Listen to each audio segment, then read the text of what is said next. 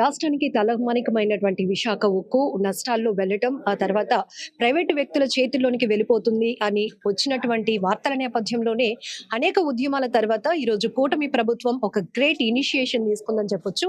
So Visakha ఉక్కును పరిరక్షించుకోవడం ద్వారా, కాపాడుకోవడం ద్వారా రాష్ట్ర అభివృద్ధి, రాష్ట్ర ప్రజల పట్ల కూటమి ప్రభుత్వం యొక్క చిత్తశుద్ధిని మేము ప్రకటించడం, చూపించడం కూడా జరిగింది. ఇది ఏదైతే మిగతా మన పరిపాలన ఎలా ఉండబోతుంది అన్న దానికి ఒక ఫస్ట్ గిఫ్ట్ అని చెప్తున్నారు. ఫస్ట్ రివ్యూ అని కూడా మనం చెప్పుకోవచ్చు. సో మనతో పాటు మాట్లాడడానికి మైన్స్ అండ్ ఎక్సైజ్ శాఖ మినిస్టర్ కొల్లు రవీంద్ర గారు ఉన్నారు.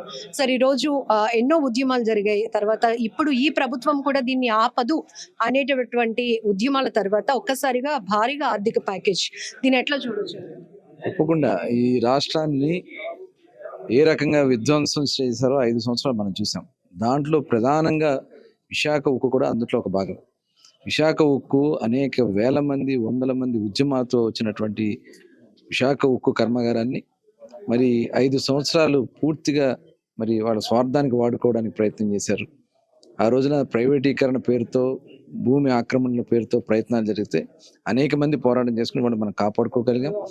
ఇవాళ కేంద్రం కూడా సపోర్ట్ చేసి గౌరవ ముఖ్యమంత్రి చంద్రబాబు నాయుడు గారి కృషి వల్ల రెండోసారి మళ్ళీ పునర్జీవనం పోసుకుంది విశాఖ ఉక్కు కర్మాగారం అని చెప్పి ఖచ్చితంగా మనం చెప్పొచ్చు. చంద్రబాబు నాయుడు గారు చేసినటువంటి కృషిని ఎప్పటికి కూడా మర్చిపోలేం. 11,440 కోట్లు ఇవాళ ప్రధానమంత్రి నరేంద్ర మోడీ గారిని ఒప్పించి, అలాగే మరి కుమారస్వామి గారు, యూనియన్ మినిస్టర్ గారు కూడా ప్రత్యేక శ్రద్ధ తీసుకుని దాన్ని చేసినందుకు వారికి అందరూ కూడా ప్రత్యేకంగా ధన్యవాదాలు తెలియజేస్తున్నాం. అలాగే రాష్ట్ర మంత్రులు, ప్రధానంగా ఉత్తరాంధ్రకు సంబంధించినటువంటి మన రామ్మోహన్ నాయుడు గారు చేసినటువంటి కృషిని కూడా ఈ సందర్భంగా ప్రశంసించాల్సినటువంటి అవసరం ఉంది. అలాగే ఎమ్మెల్యేలు, ఎంపీలు, భరత్ గారు కానీ అందరూ కూడా, అనకాపల్లి రమేష్ గారు అందరూ కూడా దీని మీద కృషి చేసినటువంటి విధానం కానీ మనస్ఫూర్తిగా ఇవాళ ఆంధ్ర రాష్ట్ర ప్రజలందరూ కూడా ఇది ఆంధ్రుల హక్కుగానే మేము భావిస్తాం. అట్లాంటిది ఇది వెళ్ళిపోతుందని మేము చాలా బాధపడేవాళ్ళం. కానీ ఇవాళ సాధించుకోవడం చాలా ఆనందంగా ఉంది. మొన్న కూడా చెప్పారు, అమిత్ షా గారు కూడా చెప్పడం జరిగింది, ఈ రాష్ట్రాన్ని ఏ రకంగా అయితే విధ్వంసం సృష్టించారో 5 సంవత్సరాలు నష్టపోయారు మీరు, ఖచ్చితంగా 3 సంవత్సరాల్లో తిరిగి మళ్ళీ దీన్ని పునర్జీవనం పోస్తాం రాష్ట్రానికి అని చెప్పి చెప్పడం, దానిలో భాగంగా ఇవన్నీ రావడం.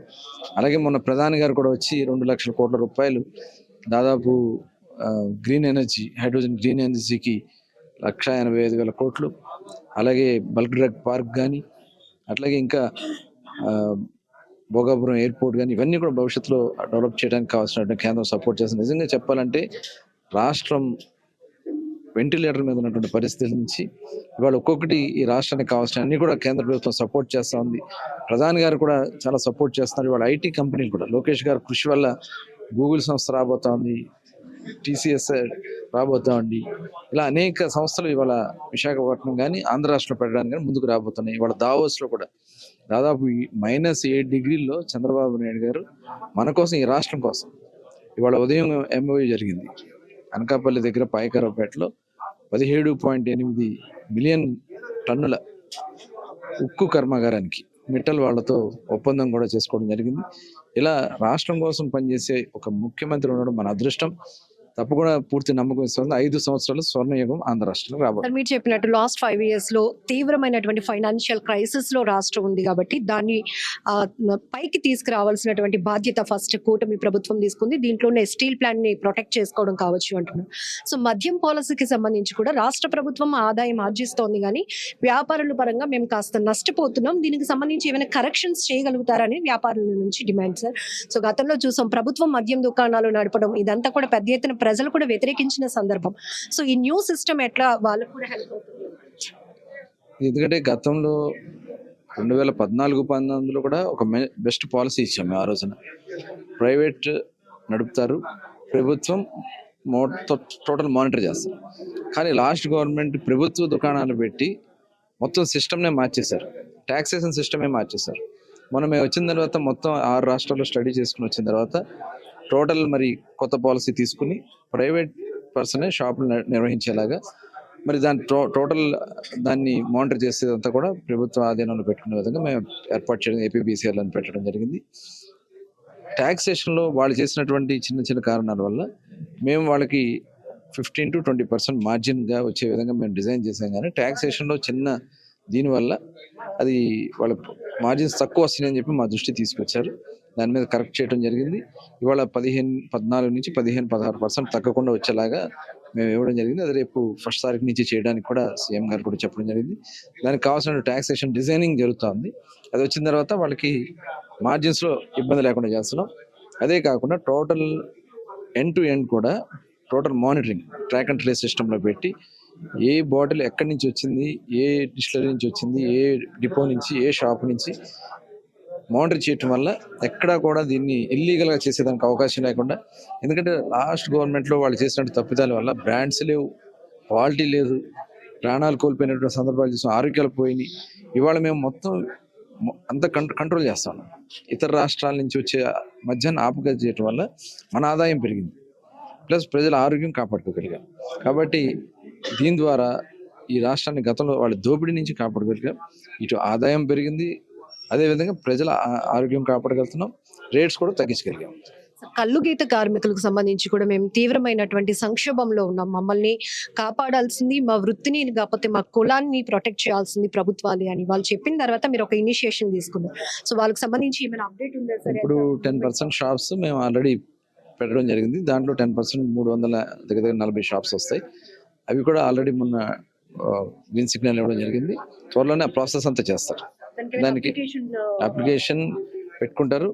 యాజ్ ఇట్ ఈస్గా ఏదైతే డ్రా సిస్టమ్ ఉంటుందో, కాకపోతే వాళ్ళకి ఏదైతే వాళ్ళకి కట్టాల్సినటువంటి ఫీజుని అయితే మన లైసెన్స్ ఫీజు ఉంటుందో, లైసెన్స్ ఫీజుని 50%కి వాళ్ళకి చేయటం వల్ల ముఖ్యమంత్రి గారు ప్రత్యేకంగా ఆ వర్గాన్ని మనం ఆదుకోవాలి అని చెప్పి లైసెన్స్ ఫీజు కూడా తగ్గించడం జరిగింది.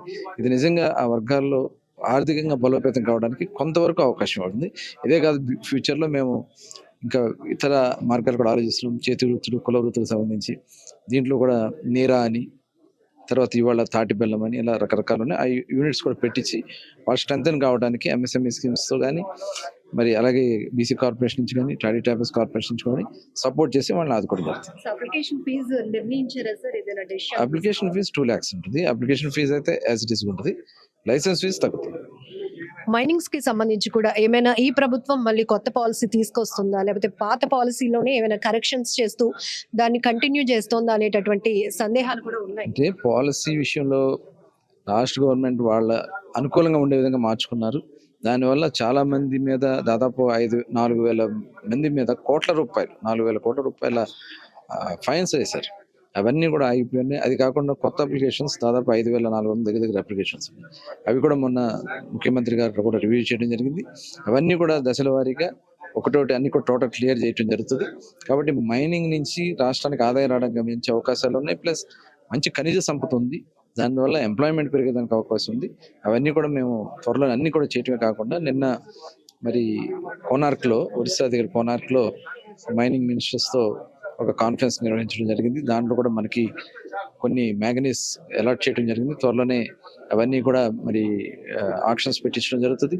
దాంతోపాటు బీచ్ శాండ్ ఉంది మనకి, ఇవన్నీ కూడా మేము అధ్యయనం చేస్తున్నాం. త్వరలోనే అవన్నీ కూడా చేయడం వల్ల వాల్యూ ఎడిషన్ చేసి రాష్ట్ర ఆదాయం పెంచడమే కాకుండా, ఎంప్లాయ్మెంట్ పెంచడమే కాకుండా ఈ రాష్ట్రాన్ని భారతదేశంలో తలమానికంగా నిలబెట్టాలనేది లక్ష్యంతో పనిచేస్తాం. సో పూర్తిగా మా ఎవ్రీ మినిట్ రాష్ట్రం కోసం డెడికేట్ చేస్తున్నాం, ప్రజల కోసమే ఆలోచిస్తున్నాం. 5 ఏళ్ల పరిపాలనని ఓవర్కమ్ చేయాలి అంటే ఖచ్చితంగా మా అటెన్షన్ అంతా కూడా పాలన మీదే ఉండాలని. కానీ చిన్న చిన్న డిస్టర్బెన్సెస్ ఏమైనా క్రియేషన్ కొలిది వస్తున్నాయా, లేకపోతే సీనియర్ నేతలు ఒక ప్రపోజల్ తీసుకొచ్చారు లోకేష్ గారిని డిప్యూటీ సీఎం చేయాలని, ఏంటి సార్ దీని మీద క్లారిటీ? అంటే ఇప్పుడు వాళ్ళ వ్యక్తిగత అభిప్రాయాలు చెప్పారు, కానీ అది అంతర్గతంగా డిస్కస్ చేసుకోవాల్సిన విషయాల్ని, బహిర్గతంగా చేసుకోవాల్సినటువంటి విషయాల్ని కొన్ని అధ్యయనం చేసుకుని మాట్లాడితే బాగుంటుంది తప్ప.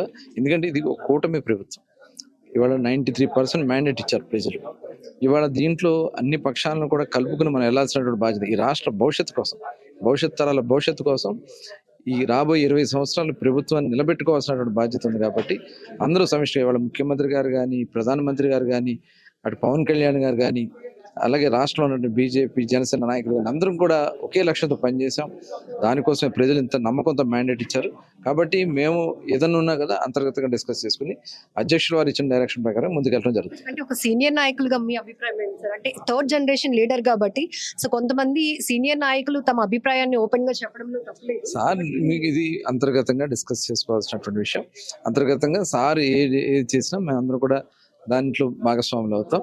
ఆయన నిర్ణయం ఫైనల్ నిర్ణయం. బట్ ఎలాంటి ఎలిగేషన్స్ వచ్చినా లేకపోతే అది అచీవ్మెంట్ అయినా కార్యకర్తల్లో కొంత డీవియేషన్ కూడా కార్యకర్తల డివియేషన్ అవ్వాల్సిన అవసరం ఏంది?